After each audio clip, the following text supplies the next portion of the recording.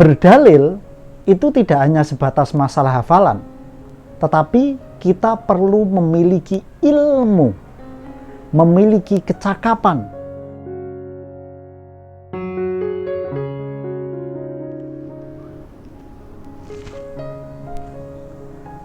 Assalamualaikum warahmatullahi wabarakatuh. Sedulur sedaya rahimakumullah. Semoga Allah Subhanahu wa taala senantiasa memberikan kita kesehatan zahiran babatinan, senantiasa dilimpahkan rizki yang barokah, halal, manfaat dunia akhirat. Dan semoga channel ini bisa memberikan kemanfaatan bagi kita semuanya. Jangan lupa like, comment, subscribe, dan share supaya lebih bermanfaat. Sedulur sedaya rahimakumullah, kita sering mendengar sebagian dari saudara kita, mereka seringkali bertanya tentang mana dalilnya. Memang ketika kita melakukan sesuatu, memang semua harus memiliki dalil dan dasar. Tetapi terkadang kita tidak cukup hanya melakukan sesuatu hanya berdasarkan dalil saja. Karena apa? Karena tidak semua dalil bisa tepat digunakan dimanapun tempatnya, dimanapun situasi dan kondisinya. Oleh karena itu, kita tidak cukup hanya bisa hafal beberapa teks dalil, hafal beberapa ayat, hafal beberapa hadis saja, kemudian kita bisa berdalil begitu saja, bahkan mendalili orang lain dengan seenak kita. Karena berdalil itu tidak hanya sebatas masalah hafalan, tetapi kita perlu memiliki ilmu, memiliki kecakapan, bagaimana kita tahu betul teks yang kita gunakan cocok dengan konteks atau realita kehidupan yang ada di tengah-tengah kita. Sedulur sedaya rahimakumullah, ketika kita semuanya meletakkan teks atau dalil tidak sesuai dengan konteksnya, maka akan memiliki imbas atau akibat yang luar biasa bagi kita. Paling tidak, yang pertama, akan ada kerusakan yang sangat luar biasa di dalam tatanan sosial kemasyarakatan kita.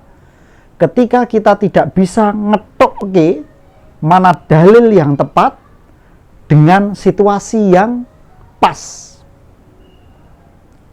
Contoh, dalam kehidupan kita sehari-hari di negeri kita, Indonesia tercinta, NKRI harga mati gitu ya. Kita hidup bersama dengan masyarakat yang plural, yang majemuk, yang macam-macam. Bahkan di dalam Islam sesama muslim saja juga plural gitu kan. Apalagi dengan saudara-saudara kita yang non-muslim.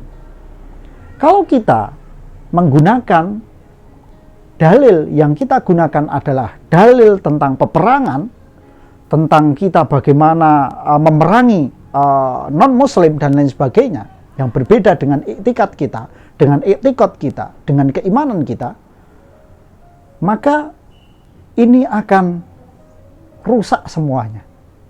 Yang ada bukan kedamaian, tetapi yang ada adalah kerusuhan dan kekacauan.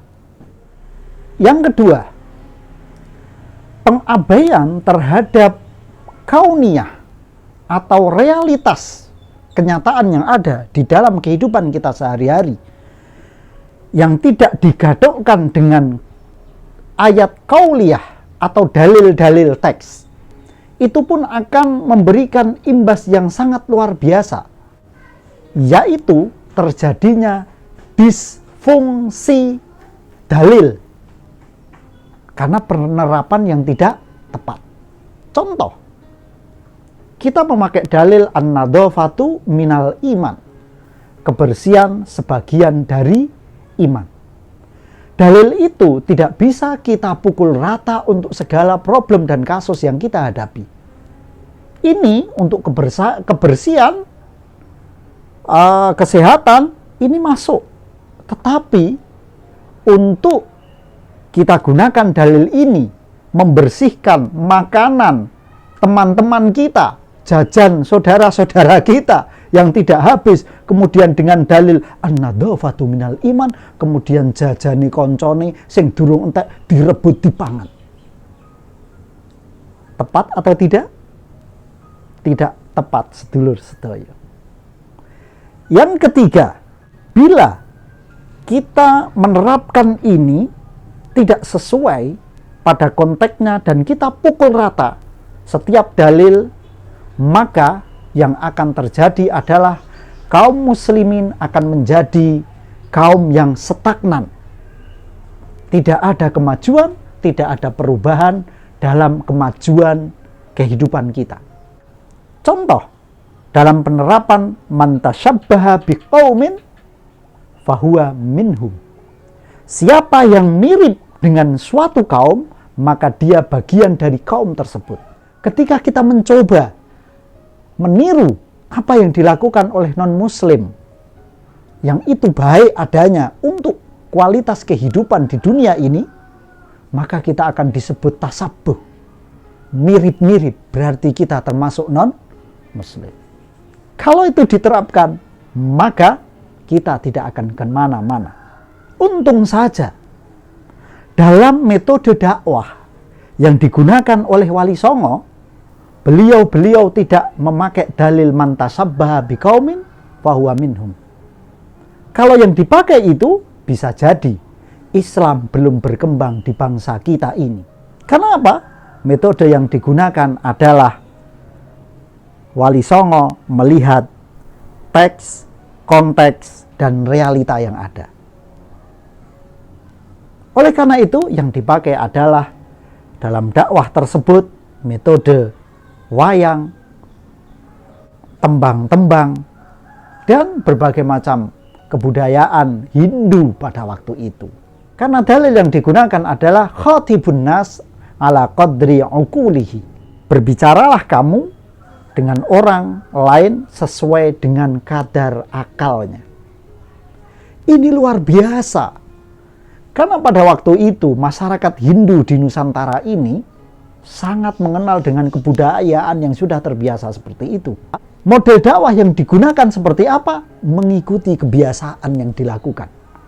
Sehingga apa? Dengan cara tersebut, orang-orang di Nusantara ini bisa menerima dengan lapang dada, dengan kesadaran penuh tentang indahnya Islam melalui metode yang jos ini.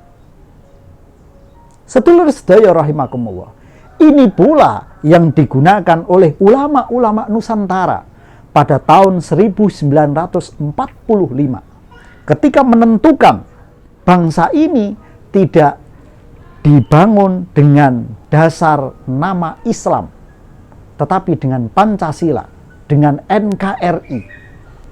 Karena apa tujuannya? Maslahah ammah. Karena di dalam Indonesia tidak hanya Islam saja, tetapi berbagai macam agama, suku, bahasa, dan tetek bengeknya. Tetek bengek itu apa tuh? Sedulur sedaya rahimakumullah, bila kita ibaratkan Al-Quran adalah gudang senjata, mulai senjata yang biasa saja sampai senjata yang canggih. Senjata yang biasa, di situ ada peso, ada jarum, ada gunting, ada pistol, ada tembak, ada basoka, ada granat, ya, ada bom atom. Maka kita perlu memiliki dua kemampuan. Yang pertama adalah kita harus mengetahui bagaimana cara menggunakan senjata tersebut. Yang kedua, kita harus tahu cara peruntukannya. ya, cara peruntukannya. Yang pertama, kita harus tahu bagaimana kita cara pakai pistol, pakai tembak, granat, bazooka. Kita harus tahu cara menggunakannya. Kemudian dalam peruntukannya kita pun harus tahu ini digunakan untuk objek yang seperti apa. Kita harus tahu. Ketika kita mau berburu tikus di dalam rumah kita, apakah kita perlu memakai bazooka? Remuk omai. Kita mungkin cukup pakai apa? Pakai pelintang atau apa, tapi nggak perlu pakai bazooka. Yang hancur tidak tikusnya, tapi rumahnya akan hancur. Itu bila mana kita tahu cara memakainya, tapi tidak tahu cara peruntukannya. Sama juga dengan dalil. Kenapa kita selalu mencari dalil-dalil yang tidak sesuai? Ya mungkin dengan tujuan untuk menyalahkan, menganggap yang lain keliru, yang benar kita. Contoh, di dalam kasus tahlil, kenapa selalu yang diungkapkan adalah man tasyabbaha biqaumin? Karena ini kebiasaan, ritual-ritual umat Hindu dulunya. Walaupun dulu ya Hindu gak pakai Al-Fatihah, gak pakai la ilaha illallah. Tetapi karena gayanya saja mirip, kemudian dianggap tasyabbuh, kemudian dianggap kafir. Kenapa kita tidak pakai dalil? Miftahul jannah la ilaha illallah. Zawwidu mautakum biqauli la ilaha illallah. Kenapa kita nggak pakai dalil itu? Dalil yang sesuai. Inilah pentingnya. Kita semuanya harus bisa menerapkan, menggunakan senjata dan peruntukan. Sedulur-sedaya rahimakumullah, memberikan kualifikasi terhadap para pendalil-pendalil gitu ya. Jangan sampai sembarang orang asalkan dia hafal banyak hadis, hafal banyak ayat-ayat, kemudian begitu mudahnya beliau-beliau ini diberikan tempat untuk berdalil, mendalili segala hal yang ada di dalam kehidupan kita sehari-hari. Kalau itu yang terjadi, sama saja ketika kita memberikan dalil kepada orang yang tidak memiliki ilmu dalam mengeluarkan dalil, bukan tidak hafal dalil, tetapi cara mengeluarkannya, maka sama saja apa? Sama saja kita memberikan pistol, memberikan granat kepada anak kecil. Oleh karena itu, marilah kita bersama belajar bagaimana kita semuanya sedikit tawadhu terhadap setiap ilmu yang sedikit kita miliki ini. Kita lihat ulama-ulama yang sudah alim alamah, bagaimana beliau-beliau menggunakan dalil-dalil dengan sangat tepat dan penuh maslahah. Karena apa? Jangan sampai kita semuanya begitu mudah mendalilkan sesuatu kepada orang lain, sedangkan kita tidak tahu caranya. Karena itu sangat berbahaya. Demikian, semoga bermanfaat. Assalamualaikum warahmatullahi wabarakatuh.